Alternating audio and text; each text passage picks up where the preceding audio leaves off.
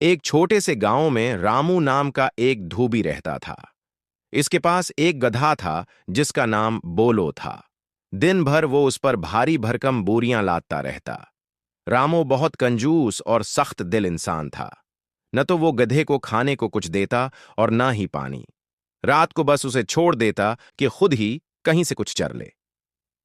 गांव के आसपास न कोई हरी भरी घास थी, न ही कोई चरागाह जहां बोलो कुछ खा पाता। वक्त गुजरने के साथ बोलो कमजोर होता गया।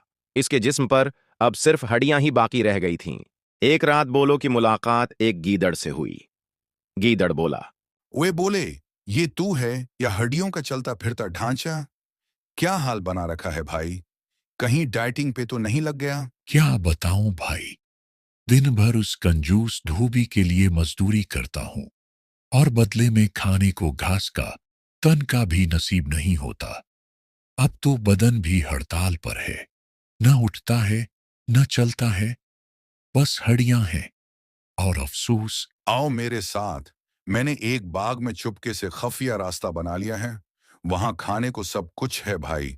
हरी हरी घास, मीठी गाजरें, ताजी तौरी। बस यूं समझ लो कि जानवरों का जंत है। बोलो की तो खुशी का ठिकाना न रहा। वो लाल आंखें चमकाते हुए गीदड़ के साथ रवाना हो गया। उस रात पहली बार बोलो ने जी भर के खाना खाया। नरम नरम घास, मीठी गाजरें, तौरी, ककड़ी, जो चाहो सब कुछ। अब तो ये रोज का मामूल बन गया। दोनों हर रात जंगल में मिलते, बाग में घुसते और दिल खोल के दावत उड़ाते। खाने के बाद गीदड़ जंगल की तरफ निकल जाता और बोलो चुपके से वापस अपने कंजूस मालिक के पास आ जाता। चंद ही दिनों में बोलो के जिस्म में जान आने लगी। उसके चेहरे पर ताजगी आ गई और हड्डियों पर गोशत वापस आने लगा। एक रात जब वो दोनों बाग में बैठे मुझे से गाजरें चबा रहे थे, तो बोलो ने उद खाई तोरी एक तरफ रखी और गीदड़ से बोला, आज तो दिल गाने को कर रहा है यार, दांतों से राग सुनाने को जी चाह रहा है। लगता है अंदर का फनकार जाग गया है। ऐसा मत करना दोस्त, ये बाग हमारा नहीं है। हम यहाँ चौरी छिपे आते हैं।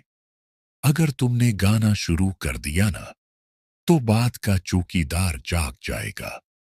फिर ना गाजर मिलेगी न तोरी, सीधा झील में हरी घास मिलेगी, वो भी लोहे की सुलाखों के पीछे।